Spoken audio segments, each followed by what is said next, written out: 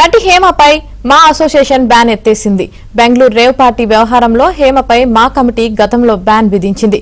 టెస్టులో తనకు నెగిటివ్ వచ్చిందని తనపై బ్యాన్ తీసివేయాల్సిందిగా కొద్ది రోజుల క్రితం మాకు హేమ అప్పీల్ చేసుకుంది. హేమ వినతిని పరిశీలించిన కమిటీ బ్యాన్ ఎత్తివేస్తున్నట్లు ప్రకటించింది.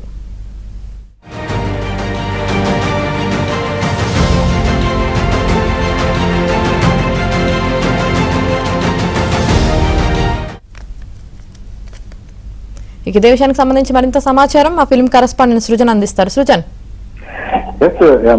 బెంగళూరు రేవ్ పార్టీకి సంబంధించిన కేసులో హేమపై ఆరోపణలు రావడం రానంతర పరిణామాల నేపథ్యంలో మా అసోసియేషన్ ఆమె మెంబర్షిప్ కి సంబంధించి ఒక బ్యాన్ ను విధించడం జరిగింది. ఈ కేసు కోర్టు పరిధిలో ఉన్నంత వల్ల విచారణ అంతా జరిగిన తర్వాత కంప్లీట్ గా నిర్దోషత్వం కనుక బయటపడితే అప్పుడు బ్యాన్ మీద ఒక నిర్ణయం తీసుకుంటామని చెప్పేసి కూడా మా అసోసియేషన్ అప్పట్లో హేమకు చెప్పడం జరిగింది.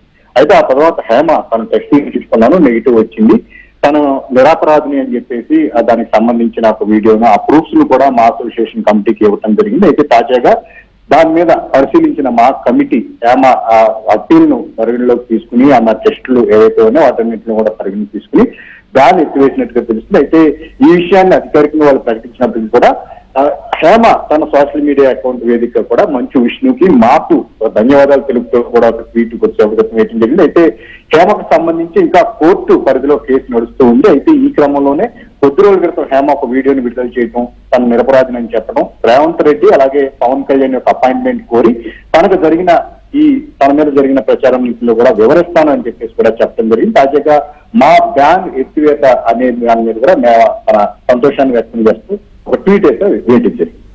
Right, thank you Sujan.